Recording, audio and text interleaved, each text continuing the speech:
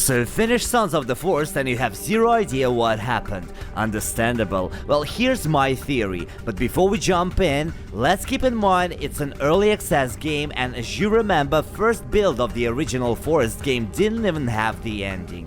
Saying this, there's a high possibility that developers are going to add more lore info and story changes in the upcoming updates. So let's jump into it. Just like the original game where Sahara Therapeutics built a lab on an island to experiment on people, in Sons of the Forest, some company, I'm not sure if I found the name of this company or maybe it's even the same Sahara thing, created an extremely luxurious and exotic resort to lure people to this island. Why did they do that? Throughout the game we find notes about the company, well, let's call it Company X for now, researching some artifacts on this island, and these artifacts are similar to the ones we saw in the first game. Obviously, experimenting on people is illegal, so they had to come up with this resort idea to cover their dirty plans. In one of the bunkers, we find a room with cameras that show us a recording of how people suddenly transform into mutants. Side note, Virginia's VIP card is found right in this room, so apparently she and her parents are one of the company's employees or even owners. It gets even crazier the more we explore the complex.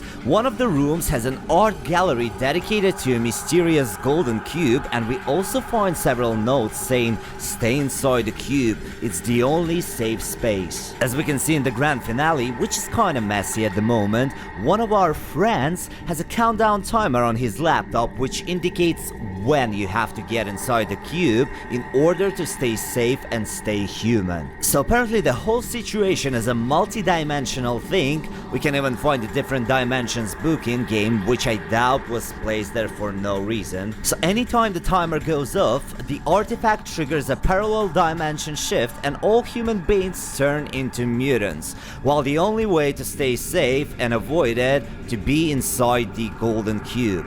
The guy in silver jacket, yes, the one who hits us at the very beginning of the game, can't make it and eventually turns into a sluggy. Throughout the game we see a lot of dead human bodies which were not killed but rather they took their own lives. So apparently the mutation info got leaked and a lot of people decided to take their own lives instead of turning into mutants, which is understandable.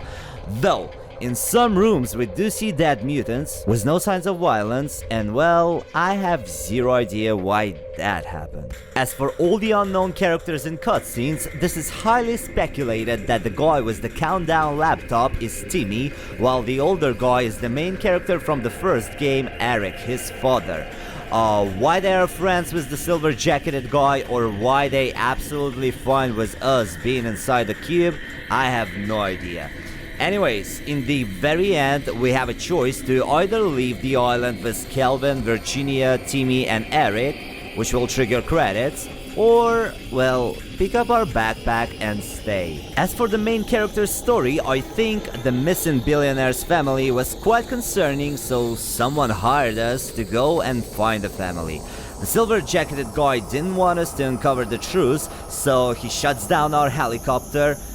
Why he didn't kill us? Why he worked with Timmy and Eric? Well, hopefully with the upcoming updates we will get more info on that. The whole game looks like a very solid base to create an amazing story, and we shall just wait and hope future updates will shed some light. Let me know what you think about my theory in the comments.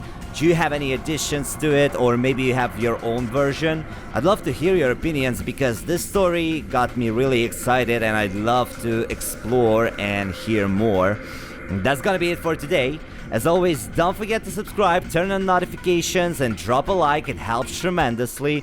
I appreciate you and see you next time. Bye!